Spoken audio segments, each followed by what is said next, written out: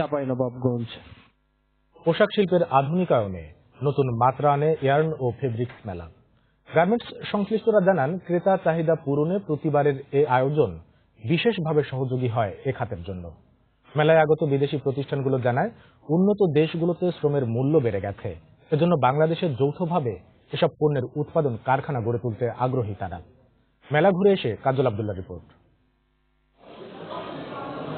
বৈচিত্র্যময় ডিজাইন ও বিভিন্ন ক্যাটাগরির ইয়ার্ন, ফেব্রিক্স এবং গার্মেন্টস অ্যাক্সেসরিজ নিয়ে বুধবার থেকে 4 দিনব্যাপী মেলা শুরু হয়েছে ইন্টারন্যাশনাল কনভেনশন সিটি বসুন্ধরায়। এতে অংশ নিয়েছে বাংলাদেশ সহ 21 দেশের ব্যবসায়ীরা।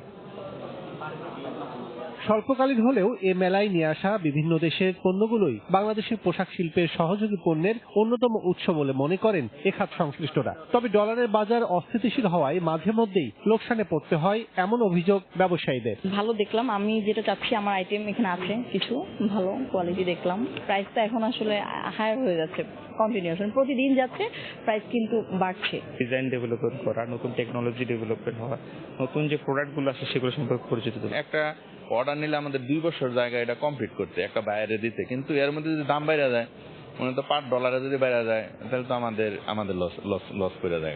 অংশগ্রহণকারীরা জানান নানা প্রত্যাশার কথা, আর বাংলাদেশের পোশাক খাতের উন্নয়নে এদেশে কারখানা তৈরি করে অংশীদারিত্বমূলক ব্যবসা করতে আগ্রহী চীনের ব্যবসায়ীরা। চায়না কিছু জিনিস হয়তো এখন প্রোডাকশন করছে না, বন্ধ করে দিচ্ছে, সেই জিনিসগুলো আমরা এখন আগাচ্ছি ওই সাইডের দিকে। আমরা যে মার্কেট সচরাচর যাই ওখানে পাওয়া যাচ্ছে না, কিন্তু ভিজিটাররা এখানে এসে মানে আনকমন কিছু প্রোডাক্ট, কিছু ম্যাটেরিয়াল এখান থেকে নিতে পারছে। বাংলাদেশের লেবারদের যে কাজগুলো খুবই নিখুঁত, আর চায়নার হচ্ছিল যে প্রোডাক্টগুলো, কাপড় যেগুলো আছে আর কি, ফেব্রিক্সগুলো এগুলো খুবই ভালো, গুড কোয়ালিটি। সো ওনারা বাংলাদেশে গুড কোয়ালিটি ফেব্রিক্স আনতে চাচ্ছে। মেলার মাধ্যমে কিছু কাস্টমার আসতেছে এবং রিসেন্টলি আমরা বাংলাদেশে একটা ফ্যাক্টরি করব।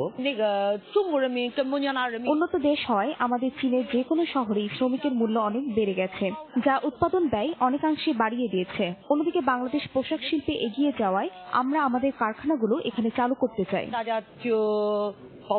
বিভিন্ন পণ্য নিয়ে 4টি হলে অংশ নিয়েছে 350টি স্টল। শনিবার রাত 8টা পর্যন্ত চলবে এ মেলা। কাজল আব্দুল্লাহ, সময় সংবাদ, ঢাকা।